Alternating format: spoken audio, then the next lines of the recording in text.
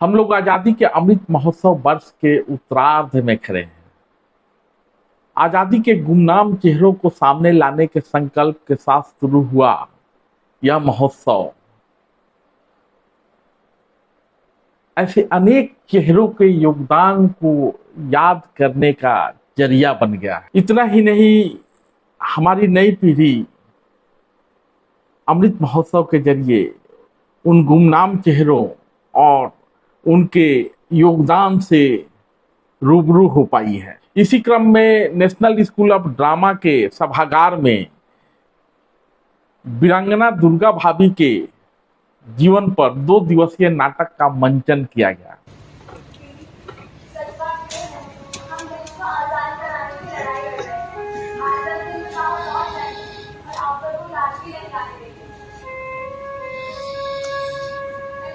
কি বলবো বেটা, आप सब बहुत बड़ा काम करेছে।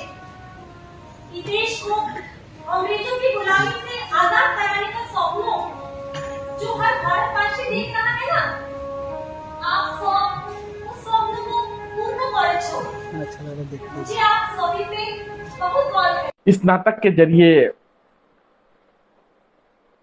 गुमनाम चेहरों और भगत सिंह से जुड़े हुए जो भी लोग थे, क्रांतिकारी लोग थे, उनके जीवन पर प्रकाश डालने की कोशिश हुई। इसके माध्यम से आजादी के दीवानों से लोगों को रूबरू कराया गया।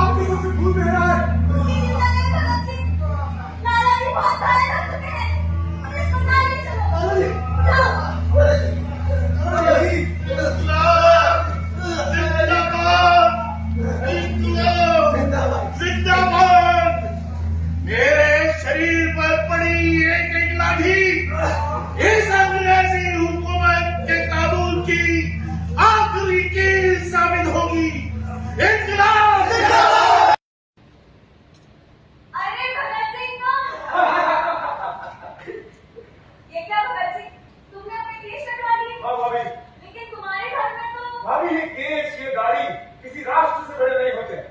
सिख धर्म में बाल कटवाना वर्जित है, लेकिन राष्ट्र धर्म से बड़ा कोई धर्म नहीं होता। अगर राष्ट्र है, अगर राष्ट्र है तो ही कोई भी धर्म है। इस कार्यक्रम में शिरकत कर रहे भाजपा के पूर्व सांसद आर.के. सिन्हा ने कहा कि दुर्गा भाभी गुमनाम क्रांतिकारियों में से एक हैं, जिन्होंने आजादी की लड़ाई में तन मन से भाग लिया। आजादी के दिनों में दुर्गा भाभी क्रांतिकारियों को अपने घर में पनाह देने के साथ साथ उनके खाने पीने और उनकी आर्थिक जरूरतों को पूरा करती थी। श्री सिन्हा ने यह भी कहा कि केवल इस सभागार में ही नहीं बल्कि पूरे देश में 50 जगहों पर ऐसे इन नाटकों का मंचन करवाया जाएगा। इस तरह के जो नाटक हैं, जो ऐसे क्रांतिकारियों के बारे में बताया जाता है, जागरूक किया जाता है, जिनका कहीं इतिहास में नाम नहीं, कहीं इतिहास में नाम नहीं है, किसी भी प्रकार से उनकी चर्चा तक नहीं होती। भगत सिंह, चंद्रशेखर आजाद की तो चर्चा होती है, लेकिन दुर्गा भाभी को बहुत कम लोग जानते हैं। तो क्रांतिकारियों को न हथियार मिलते, न रहने की जगह मिलती, न उनके खाने पीने या यात्रा का प्रबंध होता। लंबा बना लो। ऐसे बहुत सारे लोग हैं और इन पर अनुसंधान करके आजादी के अमृत वर्ष में हम चाह रहे हैं कि और भी ऐसे कई चरित्रों वो हम लाए सामने। इससे पहले इस नाटक का मंचन पटना और गाजियाबाद में किया जा चुका है। नाटक के जरिए यह दिखाने का प्रयास किया गया कि कैसे क्रांतिकारी जैसे चंद्रशेखर आजाद को मौजर पिस्टल उपलब्ध कराने से लेकर शहीद भगत सिंह और राजगुरु को अपने 3 वर्षीय पुत्र के साथ लाहौर से निकालने में दुर्गा भाभी ने अहम भूमिका निभाई थी। इस लिहाज से देखें तो भारत के गुमनाम क्रांतिकारियों को प्रकाश में लाने के इस अभियान में आजादी के दीवाने दुर्गा भाभी नाटक मील का पत्थर साबित हुआ। इस नाटक के निर्देशक और लेखक अक्षयवर श्रीवास्तव हैं। अक्षयवर श्रीवास्तव कहते हैं कि वीरांगना दुर्गा भाभी के जीवन को लेकर उन्होंने 3 साल तक गहन पड़ताल की है, अनेक तथ्य जुटाए और इस दौरान उन्होंने दुर्गा भाभी के परिजनों से भी संपर्क किया, तब जाके इसकी पटकथा लिखी और इसका निर्देशन किया है। अक्षयवर जी कहते हैं कि आजादी की यह दीवानी वीरांगना दुर्गा भाभी अपने अंतिम समय में गाजियाबाद में भी रहीं।